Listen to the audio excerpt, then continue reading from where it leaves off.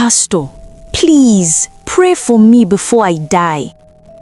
The weak man lay on the cold church floor, struggling to breathe. The entire congregation watched in silence. But Pastor Daniel did something no one expected. He stepped back slowly and said in a trembling voice, "I cannot pray for this man." The dying man begs again, "Pastor, please, before I die, pray for me." The pastor shakes his head. Everyone becomes angry and confused. Some villagers start accusing the pastor. "Pastor Daniel, this is not Christianity." Then suddenly, the dying man grabs the pastor's hand and whispers something, and everybody became shocked and surprised. Watch this story till the end to find out what the dying man said.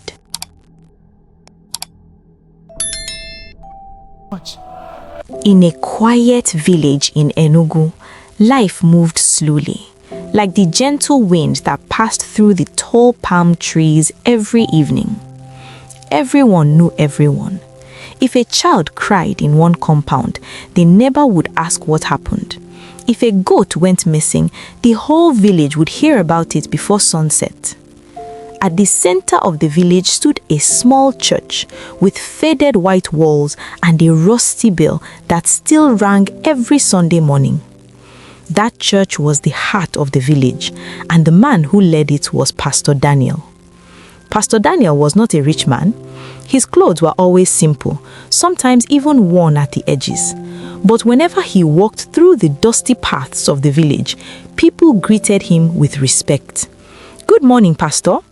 "God bless you, Pastor." Children would run to him without fear. Some would hold his hand, others would hug his legs, and he never pushed them away. He always smiled, always gentle. If someone was sick, Pastor Daniel would be there. If a widow had no food, Pastor Daniel would find a way to help. If two neighbors were fighting, he would sit them down and speak calmly until peace returned. People trusted him, not just because he was a pastor, but because they had seen his heart. They often said, "That man carries kindness inside him." But there was something about Pastor Daniel that many people did not fully understand.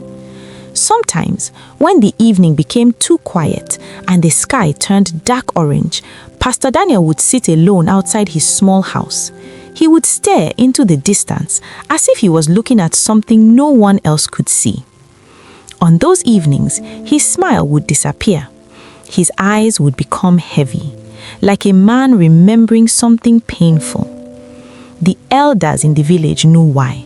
It was a story no one liked to talk about, but no one had forgotten. 20 years ago, Pastor Daniel was not a pastor. He was just a young man trying to survive with his family. He had a younger brother, bright, full of life, always laughing, the kind of boy everyone loved, the kind that made even strangers smile. But one night, everything changed. The boy never came home.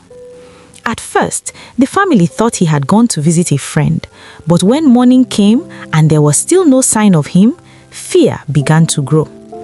The villagers searched everywhere. They called his name through the bushes. They checked nearby farms. Some even walked to the next village.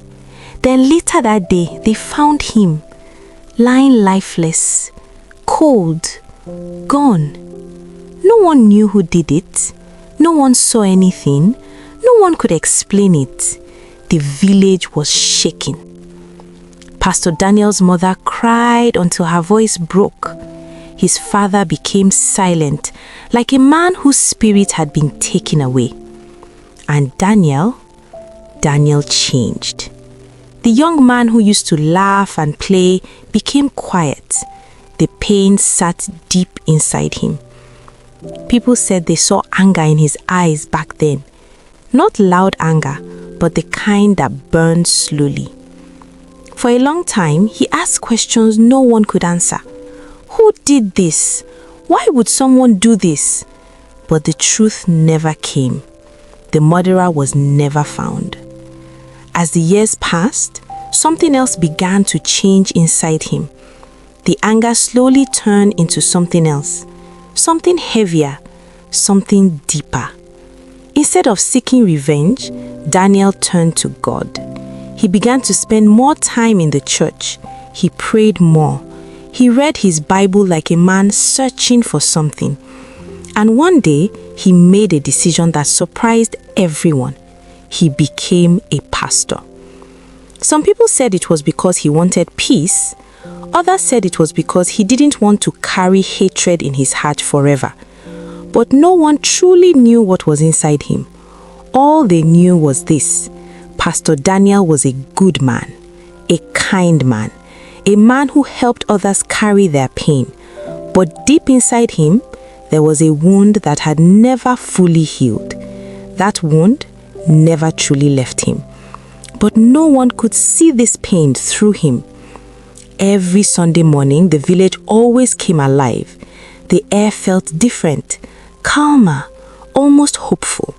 Women swept their compound before sunrise. Children rushed to wear their best clothes. The sound of pots and soft chatter filled the air as families prepared for church. By the time the church bell rang, the church building was already filling up with members. Men sat on one side, women on the other. The elders took their usual seats at the front, their faces calm and serious. The younger ones chatted and laughed quietly until someone told them to keep quiet. Then the choir began to sing.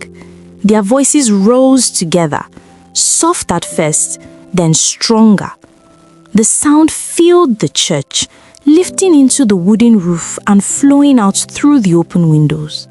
Some people closed their eyes, others clapped gently to the rhythm. At the front, Pastor Daniel stood still, listening. For a moment, he allowed himself to feel peace. When the singing ended, he stepped forward with his Bible in his hand. The church became quiet immediately. Even the restless children settled down. He looked at the faces before him, faces he had known for years. Then he began to speak. Today, he said slowly, we will talk about forgiveness. A few people shifted in their seats. Forgiveness was not an easy topic. Pastor Daniel continued, his voice calm but firm. There are people who hurt us deeply, people who leave wounds that do not easily heal, but holding on to that pain will only destroy us. The church was silent. Some people bowed their heads. Others stared at him, thinking. He walked slowly across the front, his eyes moving from one person to another. Mercy, he added, is not for the person who hurt you. It is for your own soul. The words settled heavily in the heart of the members. It felt like the message was touching something deep inside many of them. Then suddenly, bang!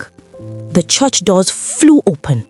The loud sound cut through the silence in the church. Everyone turned at once. Standing at the entrance was a man. The man looked like he had come from a long, terrible journey. His clothes were torn and covered in dust. His face was rough, unshaven, and filled with pain. His eyes looked weak, like someone who had not slept for days. He tried to take a step forward, but his legs shook. The members watched in confusion. Some people whispered, "Who is that? I have never seen him before." The man opened his mouth as if to speak, but no words came out. His breathing was heavy, uneven. He took another step, then another. Each step looked like a struggle. Pastor Daniel stood still at the front, watching him closely. Something about the man felt wrong. Not just his appearance, but something deeper, something he could not explain. The man finally reached the middle of the church. He looked around weakly, as if searching for someone. Then his eyes stopped, locked on Pastor Daniel. For a brief moment, everything became still. The two men stared at each other. Then suddenly, the man's body gave up. collapsed hard onto the floor. A loud gasp filled the church. Women stood up in shock. Children clung to their mothers. The elders quickly rose from their seats. "Help him! Quick, lift him!" Several men rushed forward and turned him over. His body was weak, too weak. His breathing was fading. One of the women cried out, "He is dying!" Panic spread quickly. "Call Pastor Daniel. Bring him closer." The men carefully lifted him and carried him toward the front of the church. All eyes turned to Pastor Daniel. Then the dying man struggled to open his eyes. His lips moved slightly, as if he was about to say something important. But the man's lips trembled as he struggled to speak. His chest rose and fell quickly, like each breath might be his last. The men who carried him laid him gently on the floor in front of the altar. Dust clung to his clothes. Sweat covered his face. His body looked weak, too weak for a man still fighting to stay alive. Members of the church stood on their feet. Some moved closer. Others whispered in fear. "Is he going to die here? Who is this man?" The man slowly opened his eyes again. They were dull, fading, but still searching. Then, with the little strength he had left, he spoke. "Please," he whispered. The word came out dry and broken. A woman quickly knelt beside him.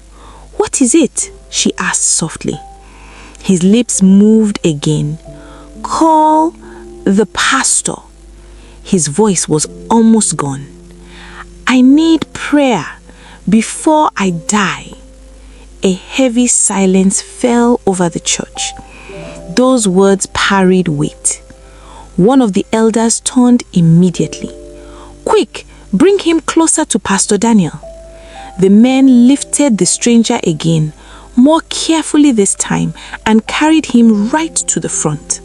Closer, closer, until he was laid directly before the pastor. All eyes shifted to Pastor Daniel. Pastor Daniel took a slow step forward. His Bible was still in his hand, but his grip had tightened. He looked down at the man. At first, his face showed nothing, just calm, just control. But then, he looked closer. His eyes narrowed slightly, as if trying to remember something. The church became quiet again. Pastor Daniel bent slightly, staring at the man's face. The stranger's eyes were half open now, weak but focused, looking directly at him. And then, Pastor Daniel froze. His body stiffened. His face changed. The calm expression disappeared. His eyes widened just a little, then a little more. Color drained from his face. He looked afraid. The same man who had comforted the sick, who had stood strong for years, now looked like someone who had just seen a ghost. A woman in the front row noticed it first. "Pastor?" she called softly, but he did not answer. Pastor Daniel slowly took a step back, then another. The movement was small, but everyone saw it. Confusion spread quickly. Why was he stepping back? The dying man stretched his hand slightly toward him. "Pastor," he whispered again. His voice cracked. "Please, pray for me." But Pastor Daniel shook his head, slowly, as if he was struggling with something inside him. Then he spoke. His voice was low, unsteady, but clear enough for everyone to hear. "I cannot pray for this man." For a moment, no one reacted. It was as if the words did not make sense. As if the church refused to accept what they just heard. Then suddenly, murmurs broke out. "What did he say? He cannot pray for him? That is not possible." Shock spread like fire. Some people stepped forward, confused and angry. "Pastor Daniel," one of the elders said firmly, "this man is dying in front of the whole church." A woman added, "Even sinners deserve prayer before death." But Pastor Daniel did not move. He stood there, breathing slowly, his eyes still fixed on the man. His face was filled with something heavy, something deeper than fear. The stranger coughed weakly, his body shaking. Then he forced his eyes open again, looking straight at Pastor Daniel. Members of the church could no longer hold their silence. The whispers grew louder, sharper, filled with confusion and anger. What is wrong with Pastor Daniel? Why is he acting like this? This is not right. Everybody looked confused, unsure of what they should do or say. The dying man on the floor struggled again, his chest rising unevenly. Each breath sounded weaker than the last. "Please," he whispered faintly. But this time, his voice did not reach the crowd the same way, because all attention was now on Pastor Daniel. He stood still, as if his feet were rooted to the ground. His eyes had not left the man's face. Yet, he did nothing. One of the elders, Elder Okeke, stepped forward slowly. He was a respected man in the village, known for speaking when others were afraid. He looked at Pastor Daniel, his voice calm but firm. "Pastor Daniel," he said, "this man is dying in front of the whole church." But Pastor Daniel remained quiet and calm. Elder Okeke took another step closer. "Whatever the issue is, this is not the time. A soul is about to leave this world. Please pray for him." Still, Pastor Daniel did not move. The elder's face tightened slightly.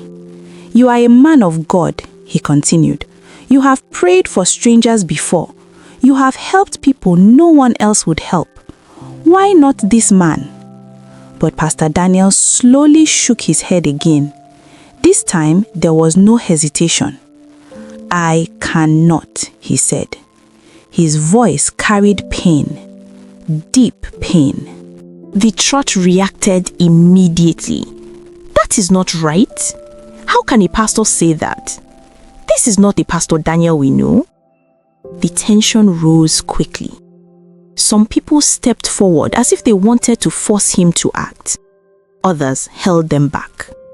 The situation was slipping out of control. Then suddenly, the dying man moved. With a weak but sudden effort, he reached out and grabbed Pastor Daniel's hand. The movement shocked everyone. Pastor Daniel's body jerked slightly, as if the touch burned him. All eyes locked on the two men. The stranger's grip was not strong, but it was desperate, like a man holding on to his last chance. He pulled the pastor's hand closer. His lips moved slowly. He was trying to speak. Pastor Daniel leaned slightly, not by choice, but because the man held on to him. "Pastor Daniel," he said weakly, "you really don't recognize me?" Pastor Daniel's body went stiff, completely stiff. His breathing stopped for a moment. The church watched in silence, not fully understanding what was going on. Recognize him? What did that mean? Who was this man? Pastor Daniel slowly tried to pull his hand away, but the dying man held tightly onto his hands. Then their eyes met again. Whatever memory had been hidden for years had just come rushing back. You could see it in his face. The fear, the pain, the truth. A woman in the crowd whispered, "Who is he?" But no one answered. All eyes were fixed on the two men at the front of the church. Pastor Daniel stood frozen, his hand still trapped in the weak grip of the dying stranger. His face had lost all color. His lips parted slightly, but no words came out. The stranger looked up at him, his eyes filled with pain. Then suddenly, tears rolled down his face. His body shook as he tried to breathe. He struggled. His voice cracked. The church leaned in as if pulled by something they could not control. "I have been looking for you," he continued weakly. A murmur passed through the crowd. "Looking for him?" Pastor Daniel's hand trembled slightly. The stranger tightened his grip just a little, afraid the pastor might pull away. "I didn't come here by accident," he said, his voice breaking. "I came because I knew I was going to die." The church grew even quieter. The man closed his eyes briefly, as if gathering the last strength he had left. Then he opened them again and spoke the words that changed everything. 20 years ago, he said slowly, "I was the one who unalived your younger brother." A loud gasp filled the church. Some people stepped back in shock. Others covered their mouths. One woman cried out, "God have mercy." The silence that followed was heavier than anything before it. The villagers turned their eyes to Pastor Daniel. Now they knew. Now they understood why he had stepped back, why he had refused to pray. The man on the floor was not just a stranger. He was the reason Pastor Daniel's life had changed forever. The stranger began to cry harder. "I didn't mean to unalive him," he said quickly, as if trying to defend himself. "It was not planned." His voice shook badly now. "I was young, desperate. I had nothing. I followed bad men. We went out that night to rob." Some people in the church shook their heads slowly. The man continued, struggling to breathe between his words. "We stopped him on the road, but your brother," he said, looking at Pastor Daniel, "tried to run." Pastor Daniel's jaw tightened. His eyes did not leave the man's face. The church was completely silent. "I didn't want money," the man cried, but he fought back, and in that moment, I stabbed him. A wave of shock passed through the crowd again. Some people turned away. Others stood still, unable to move. "I didn't even know he died until later," he added weakly. "By the time I found out, it was too late." Tears streamed down his face. "For years, I tried to forget, but I couldn't," he said. "Every night, I saw his face in my dreams." His breathing became heavier now. "I ran from it. I hid. I suffered," he continued, "but the guilt never left me." He looked directly into Pastor Daniel's eyes, deep, broken. "I have carried this sin for 20 years, he said, "and now I am dying." He coughed weakly, his body shaking. "I did not want to die like this, so I came back to find you." Another tear slipped from his eye. "To tell you the truth." The church remained silent. The weight of the confession sat on the heart of everyone present that day. Pastor Daniel stood face to face with the man who had taken his brother away, but he did not say a word. His eyes were fixed on the man lying on the floor, the same man who had just confessed, the same man who had carried this secret for 20 years. Slowly, Pastor Daniel pulled his hand away. This time, the dying man did not resist. His strength was fading. His fingers dropped weakly to the ground. Pastor Daniel took a step back, then another. The distance between them grew, and for a moment, it felt like he was leaving, like he had made his decision. A woman in the crowd whispered softly, He cannot do it. Another man shook his head. No one would blame him. Pastor Daniel turned slightly, his back now half facing the man.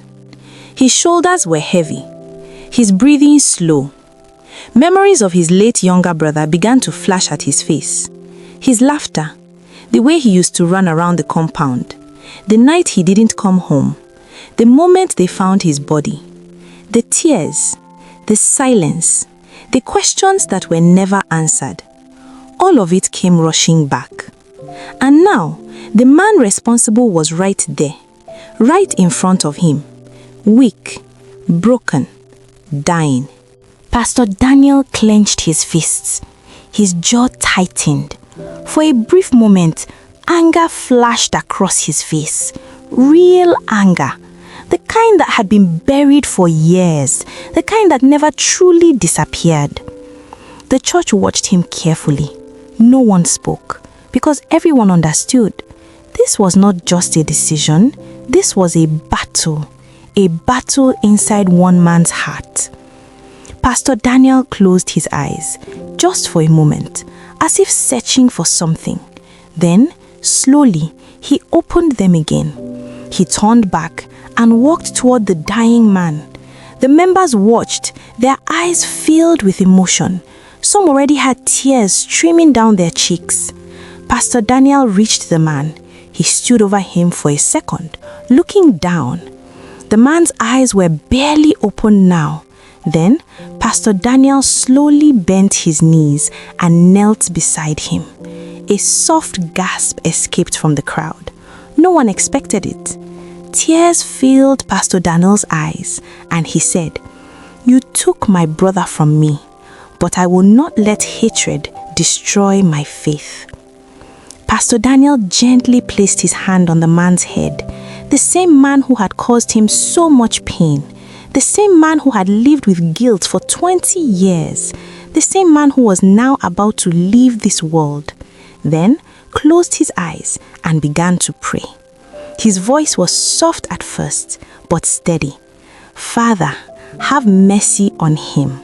As he prayed, something changed in the church. A woman began to cry quietly, then another. Soon, the sound of weeping filled the room. Men wiped their eyes. Elders bowed their heads. Even those who had been angry before now stood still, humbled, because what they were witnessing was not ordinary. It was something rare, something powerful, something many people talk about, but few can truly do. Forgiveness filled the church. Pastor Daniel's voice grew softer as he continued to pray, each word steady, each word carrying weight. "Lord, look beyond his sin and show him mercy." The dying man lay still beneath Pastor Daniel's hand. His breathing, which had been heavy and uneven, began to slow. Inhale, exhale. Each breath grew weaker. Pastor Daniel did not stop praying. Tears dropped from his face onto the man's dusty clothes, but he did not wipe them away. He stayed there, kneeling, praying, until the man's chest rose one final time, then fell, and did not rise again. A woman covered her mouth and began to cry softly. One of the elders removed his cap slowly and bowed his head. No one needed to ask. They all knew. The man was gone. But something about his death felt different. It did not feel heavy. It did not feel dark. It felt peaceful, as if a burden had finally been lifted. Pastor Daniel remained where he was for a moment longer, his hand still resting gently on the man's head. Then slowly, he opened his eyes. He gently removed his hand and stood up. The church watched him. Every eye followed him, with respect, with understanding. Pastor Daniel turned to face the congregation. For a few seconds, he said nothing.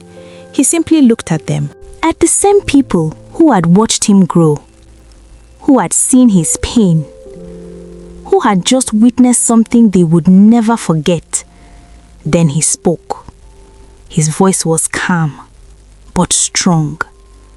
"Forgiveness," he said slowly, "is the hardest thing to give. But it is the greatest gift God asked from us. Pastor Daniel took a slow breath. I carried pain in my heart for many years, he continued. I asked questions that had no answers. I waited for justice that never came. But today, I understand something.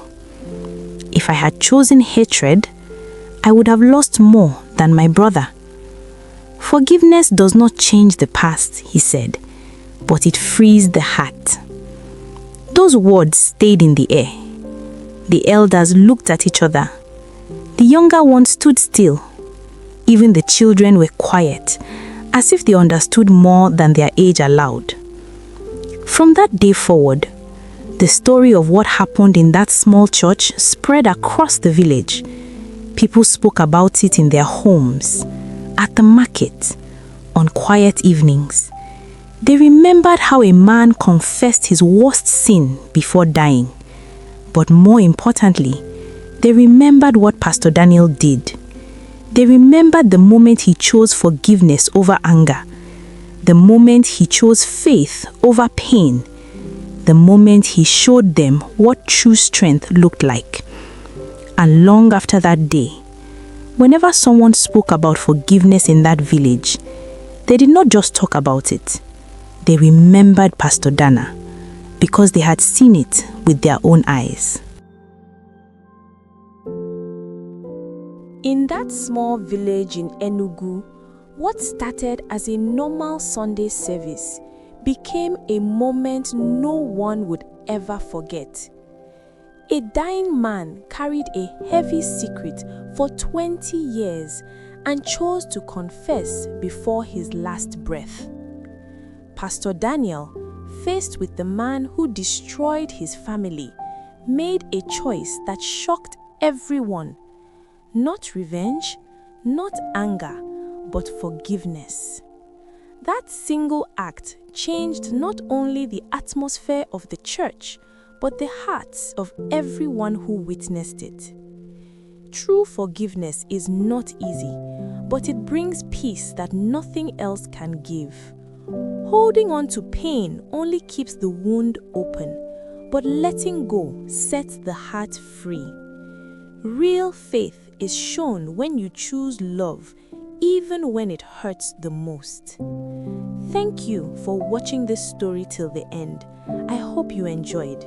Please, if you did, kindly subscribe to my channel and drop in the comments what you have learned from this story.